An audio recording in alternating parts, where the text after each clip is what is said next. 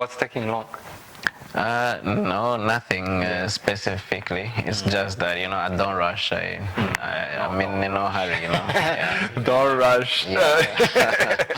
Yeah, Joni. Do you have an idol musician, and what are the qualities you learn from those people? You're just becoming like my young brother. When we watch football, we love football at home. Yeah. So this guy, he just supports the team that is winning. That's actually smart. So you're the same, yeah? You take the one on the vibe, When it comes to the music, I would say I'm like that, Yeah. Sinzi isura ya mama wambyaye, sinzi isura y'umufasha wanjye, navutse amaso yarahumye, mba mw'isi y'ijoro gusa.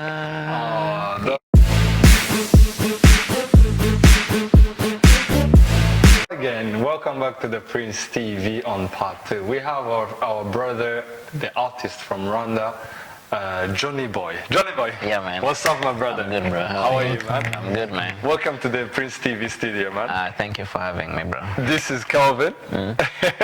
He's our main DJ on the Prince TV. How are you, man? I'm good. I'm good. Yeah, I'm very happy. We're very happy to have you on our studio, man. Thank you, man. I think we can recognize him like our firstborn because he's the first guest on our this content, specific content. Yeah. And we're very thankful for you to accept and come to support us. This is a very good support. So as I told you, this is a singer from Rwanda, a very big one. He has many songs. Go and check him, Joni Boy or T-Rock. Yeah, Joni Boy. Joni But Boy. Joni Boy is the one right now, yeah? Yeah, exactly. I used T-Rock before, but that was a name I got from my high school because I used to interpret rock songs, and they nicknamed that. But my real name is Joni Boy. Yeah. So, guys, we're going to talk about music and his life and career, and we have many stuff for you guys. Just stay tuned. Joni Boy. Yeah. How is music going on? How is music career right now? Yeah, it's good. I wouldn't say that I've been, pushing a lot because I have other responsibilities. I've been studying a lot now, and moving to the new country. So but I'm always around. I have very hard to combine school, family, with the career. Yeah, exactly. But I have an album, so I'm going to release one by one soon.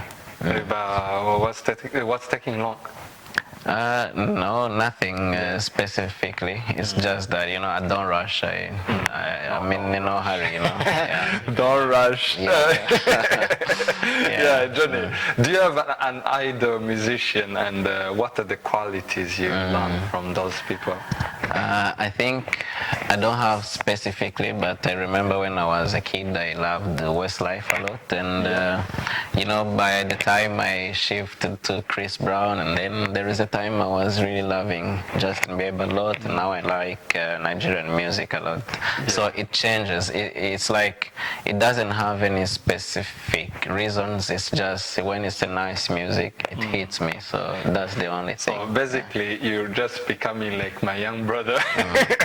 When we watch football, we love football at home. Yeah. So this guy, he just supports the team that is winning. That's actually smart. So you're the same, yeah? You take the one on the vibe, When it comes to the music, I would say I'm like that, Yeah. Oh, that's very nice, man. But what do you feel is the best song that you have ever released, and why do you think so? Yeah, that's a hard question because I love all the music I do, but to be honest, my first song is the song that put me to the stage, and everyone in Rwanda knows that song. And that's the best song I did, but with the time, I shifted. Like now I'm doing a different style, so I like the songs I'm doing now. Yeah. So what was the name again? Nimba Padiri. Nimba Padiri. Nimba Padiri, like when I become a priest. Yeah, right? exactly. It's a story about, you know, a guy who liked, who was in love with the girl, but then the girl, you know, got the salvation. She became a nun, you know, and you know, nun never gets, you know, married or anything like that. So the guy wanted to be. The guy was committed, you know, to become a priest, and he was like, you know, asking if I become a priest, you know, will it still work? That's love, man. Would you become a priest? Man. Would you become a priest, though? Man, you know, I don't sing my personal life stories. I sing, you know, true life stories. And you know, actually, I was afraid before I released that song, because I was wondering how the people will receive this song. Yeah. But I got so many testimonies. Like, people told me, man, this is my story. It was a hit. I remember we loved the song. Oh, it was popular. Like when we were still like, you know, that young. Yeah. I have something for you, and I want to know what it means to you. What does this word mean to you? The word is itala. It's I hope you can see it, and itala means lamp. Yeah, exactly. Yeah, it's What a lamp. does it mean? It's a song that you released. Yeah, true. That means a light, actually, because you know, it's an inspiration I got from you know, there is this guy who was born blind, and when I was a kid, and he really loved me a lot. He was my neighbor, and I always went to his place. You know, kids go everywhere, to every house, and this guy really loved me a lot. And now I don't know his story. I don't know where he is, because it's very, very long time ago. Yeah. But I always carried that in my mind. I was like, how these people live their life. How, you know, imagine living a life where you cannot see things that you love, that you can only feel but you never see. You live in a dark world, you know. So I was like, I will do something that, you know, can put a smile, can bring a light to the life of these people. So I was encouraging people to give them love, because even though they cannot see what they love, they can feel love from people that surround them. So can you just give us an a cappella to that song? Yeah. Sinzi sura ya mama wambyaye, sinzi sura y'umufasha wanjye, navutse amaso yarahumye, mba mw'isi ijoro gusa. That's very sweet, man. That's a great message. May the people just watching us, if you've not seen the song, go and check Joni Boy. Yeah, Joni Boy, right? Joni Boy. Or search for the word itara. Yeah. Itara, you can see it's I-T-A-R-A. Okay? Yeah. I'm done with this one. Go and check it, please. Yeah. So, Joni, describe to me what's the creative process when you're writing your new song. Which state are you in, or which world are you in? Yeah, when I was in high school, for example, that's when I started to write songs, you know. So it always came like when I was in the middle of a very important thing. For instance, you know, preparing for the exam, you know, studying, you know, and then an inspiration comes and I don't want to let it go. And then I put the studies aside, I started writing a song. But you know, someone was saying, were you good in school? Yeah, I've been always good in school. Yeah, always, man. Okay, always, give that to you. Yeah, always. And you know, some people would feel like, you know, I'm studying, but I'm not. I'm writing a song, and I was actually shy that people would see that. So I was always, you know. Yeah. And but you know, that passed, and you know, now I usually don't put a lot of. I don't decide when I'm going to write a song. So usually I dream. I'm in a choir somewhere, like, you know, in a dream, you know. Yeah. And I feel a very beautiful melody, and then when I wake up. So do you sing when you're sleeping? No, I don't. But how do you know? Maybe I don't know. Maybe you talk when you. I don't know. Probably. Yeah, but like most of the time when I wake up, I don't remember that melody. I feel sad, but sometimes I remember, and then I wake up and I write and I record myself so that I don't forget. Yeah, you actually reminded me of the school thing. Sometimes when you're in exams or studying something hard, to me, I was thinking, why can someone make a song like regarding following this stuff we're studying, so that if I'm in an exam, it's easy to remember a song. It's very annoying when you're in class and you just remember or exam and a song you love that is popular that day, it just pops up in your head when you're trying to focus. It's a big distraction. Did you ever do that trick?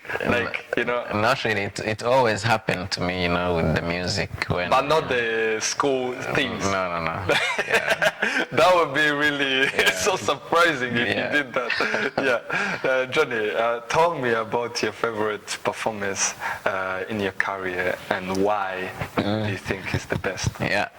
My favorite performance is, my first performance, in high school. I was studying in the biggest boarding school in my home country, and suddenly I went to the studio, I recorded a song, and then my friends had it, and then they gave it to the DJ, and then the DJ would play it like during lunchtime, and everyone is listening to the song, and they knew it was my song. And then when there was a concert, they asked me to perform, so that was the first time I performed, and it was really like a big change. Like in the morning I would wake up, I see like people is looking me differently. So life changed straight away, and that I won't forget it because it was my first time, and it was really like fun because of the people. True. It was girls were everyone. So it was my first experience, and it was really unforgettable. But the other one is when I performed to the presidential election campaign in 2017. Actually, you made a song about President Kagame, president from Rwanda. So that was a big performance. He performed for over 50,000 people, so it's a big audience. I have to mention that I'm not politically engaged though, but in my home country, you can be hired to do those work. But you can even talk about people you love. Joni, exactly. we're reaching to the end of our videos, but Kelvin, we do make these contents just to support people, but we don't know what they pass through or what's behind their courage of making music or doing what they're doing here. I can call you like an international musician, but what are those challenges you encounter through like in your career, making music, promoting it here in Sweden and there? So the reason why I called him international is just because he's from Rwanda, he sings Kinyarwanda, sometimes English. It's not Swedish like when you're living in Sweden. But what are those challenges you encounter? Comparing, challenges from two different countries is Rwanda is my home country. I know how the system works. I know I have connections. Like if I go to Rwanda, I do the media tour. I know the right person in every aspect. So it's easier for me, and actually that's what I did for a living when I was in Rwanda. So I knew like every corner. Like if I need something, I knew where to go. But here I'm like a newborn, so I don't know how the system works. I'm still learning. I'm still trying to figure out the right connections. I tried once a studio here, but it was my first year here, but I had this courage. I have to keep on doing the music. I don't have to stop, and I was really hungry to make it here, but then I went to the studio, and then the quality, it was not in my expectations, and so I mean that's the biggest challenge. We don't have connections. We still, it's a lot of talents, but you don't know, like, talents, man. yeah, exactly. This is the reason why we're here. Like we said, we're here to appreciate your talents, guys. We're here to support on all the way how we can, you know, just expose it to some people. 10 people can know you or something, and you know, motivate those young talents coming down, because we have young brothers. We're doing this because we're not doing great, like, you know, profession things, but we're doing something to show people that it's possible, you know. And exactly. these people who are reaching their up levels. Come on, come down also. Come and see these young talents, you know, coming down. People, international people, you know, people coming from other countries. Support them as as you can, you know. But also, the Prince TV is here to work with the people on the journey, on their way to the greatness, you know. We can come and be together and build something, grow together, you know. Yeah, man, you have a very great initiative, man. I have to tell you, and you're actually on your way to the greatness. So, no. Really. We're here actually to appreciate you, and thanks for appreciating us. Yeah, man, yeah, It's our pleasure. exactly, man. I really feel proud to be part of this, because I see a great future in what you're doing. So I have to say it. Thanks, man. Thanks. We do appreciate you a lot. We encourage you to keep on going, though it's not easy, but just make it happen, man. It's very nice to do something you love, man. Exactly, man. I can understand how much you get happy when you do this stuff. So our last question to you, where do you see yourself in 5 to 10 years? That's a complicated question, you know. I understand. I have my way to answer it. I'm sorry, but you know, I only like focus on the present, and I make sure I do the right thing. I don't waste any time. So then let's see in 5 years. Let's see, guys. Joni Boy, we're very thankful, man. Thanks a lot, and thanks for coming. We're going for part 2. Let's take a short break. We're coming back. Can you whistle? Yeah. It's hard to do it when someone asks you. But just try. What makes you feel old? Yeah, maybe when I'm hungry. When you're hungry? How can exactly. you feel old when you're hungry, man? Yeah, because your body is weak, man. So it's obvious, so you know. Just when you're like hungry, an old man, Yeah, sure. When you're hungry, when you or something else, I think. I'm sorry, we don't have to say, but I can say when you see your age mates getting married. Sure. Yeah, you feel old. Joni, if you ever been a criminal, what crime would you commit?